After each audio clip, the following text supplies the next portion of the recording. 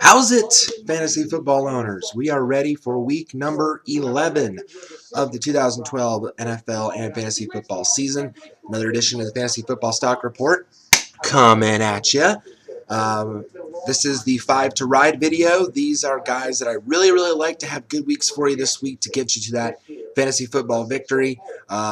We're getting down to it in a lot of weeks now. This is the final push for the playoffs for a lot of you guys, or for those of you who are struggling and trying to play that spoiler role. So these are guys that I think really will be big for us this week. A lot to discuss this week, a lot to talk about. This is probably going to be backup Sunday is the way I see it, because there's a lot of guys that got hurt last week, especially the quarterback position. We'll also mention that in the 5 to Avoid video, and it'll be mentioned, of course, in the Facebook notes. Don't forget to check those out. But let's just dive right in. Bye weeks this week, so make sure you're not starting any players for these teams this week. You've got Minnesota, so Adrian Peterson, not going to have him this week, or Percy Harvin. The Giants, so no Eli. Seattle, no Russell Wilson this week, no Marshawn Lynch, and Tennessee, so no Chris Johnson. That's one I was definitely wrong on last week. So, but guys to like for this week. Speaking of the quarterbacks, so we have a lot of guys on bye this week, and we have a lot of quarterbacks that are hurt at 4 different teams. 3 guys getting concussions last week, and then we heard about Big Ben and his injury this week. Maybe the backups you really can't rely on right away with these guys. Maybe they're kind of more under the radar, and I'll talk about those in the 5 to Avoid video when we talk about those injured quarterbacks. But there are some guys you can definitely plug in to be some nice clips. And I'm really loving Andy Dalton's matchup this week. He's the one that I think would certainly be a must-start option for you, or a bye week fill-in for you this week. The Bengals this week are going against the Chiefs. Obviously, the Chiefs' defense has certainly not been up to snuff this season. And I think had Big Ben not gotten hurt last week with that shoulder injury, and then, of course, we later found out that he might even have a cracked rib that almost was putting into his pressure on his aorta, which is pretty fatal, if you will. I think Ben would have had a big day if that had not happened and he had to have leave the game. But I think Dalton, who has been hot, I mean, Dalton's really been kind of hit or miss this season. He's definitely played like a solid number 2 option. But there's also, and where he's been underwhelming, there's times also when he's gone off this season. Last week he had 31 fantasy points in a CBS league. So I think he's definitely a very strong option. Obviously, he's obviously throwing the ball a lot to A.J. Green, who's his number 1 guy. He's getting Mohamed Sanu, their rookie out of Rutgers, involved in the offense more. I'm not sold on him just yet, but certainly I think Dalton's going to have a lot of opportunities to throw this week. I think he's definitely a very solid option for you this week. He's definitely playing like a number 1 or number 2 quarterback of late for you. So I think he's definitely a guy you can plug in if he's been on your bench all season long and you haven't had a chance to start him. And if you're an Eli owner or Wilson owner, and you've been starting those guys, and you've been wondering about Dalton, maybe this is the week you plug him in. I think he's definitely a solid starting option. Other quarterbacks I like this week include Phillip Rivers against Denver. Look, Denver's secondary isn't all that extreme. Really, the only notable guy we hear about is Champ Bailey. But I think he's starting to look better of late. He's, again, kind of one of these hit-or-miss guys, but I think he's a solid number 1, number 2 option for this week. He had 27 fantasy points last week. I love Sam Bradford this week. I think he's really coming on strong of late for the Rams. He had 23 fantasy points last week, plus he has Danny Amendola back in the lineup as his number 1 go-to threat. So that definitely puts Bradford's fantasy stock on the rise.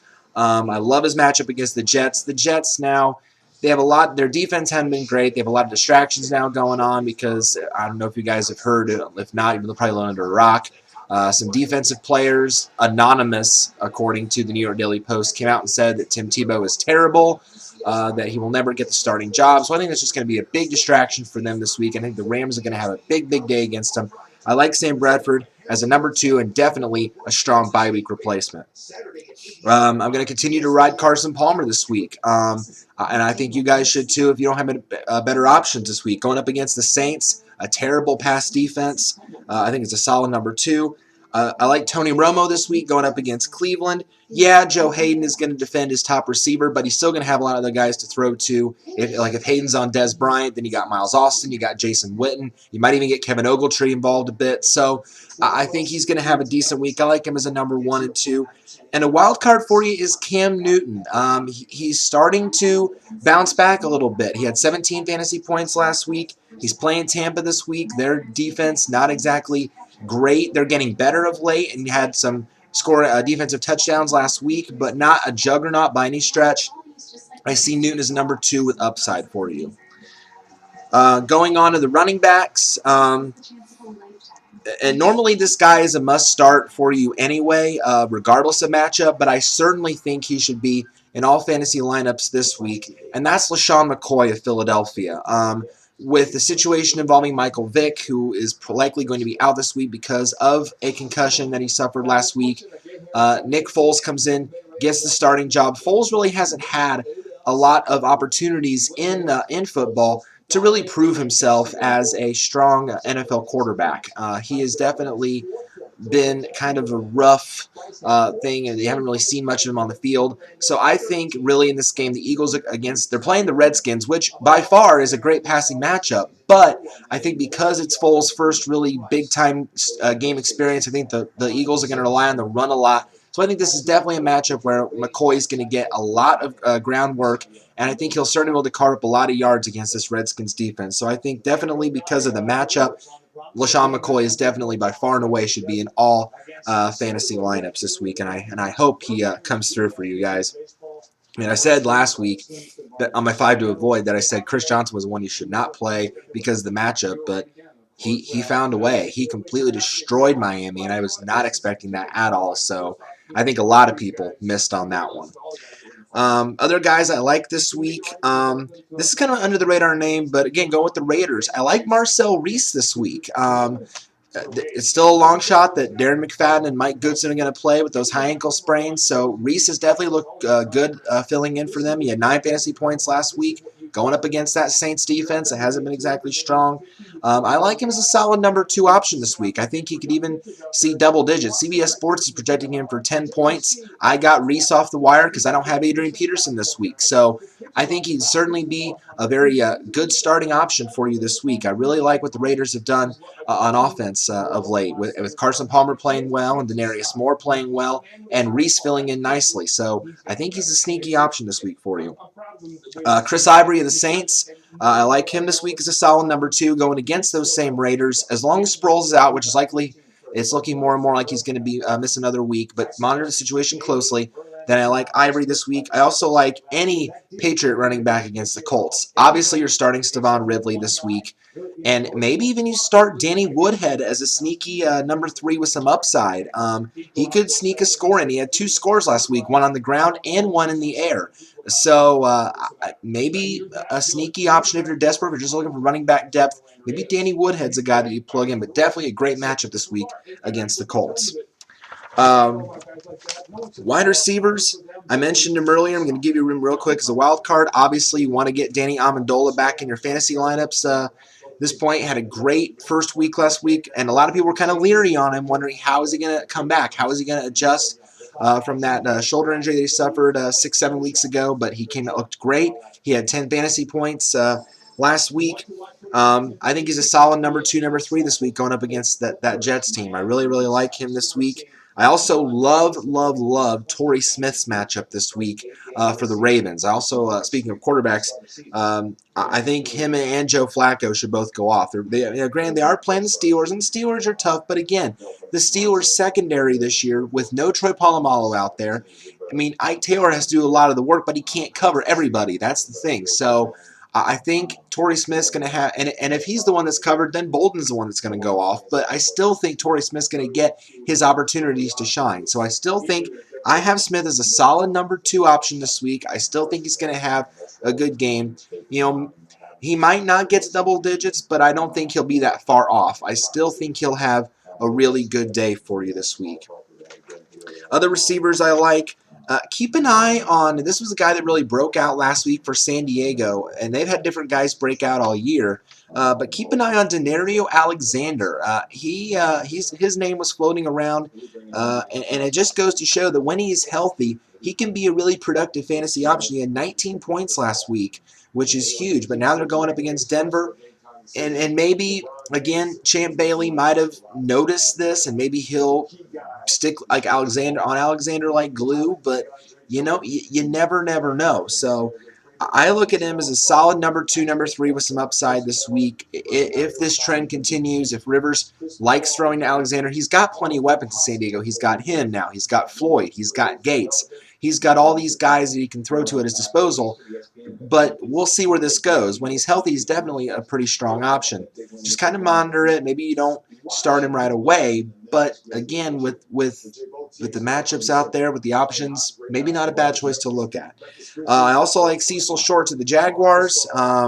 Again, I mentioned Jacksonville's going to have to throw, I think, a lot this week. And in the past with these bad matchups, they're playing Houston. That defense is insane. Cecil Short is clearly Blaine Gabbert's number 1 option. Gabbert is expected to play through that shoulder concern, so no worries there. So obviously I think Shorts is going to have a really good day this week.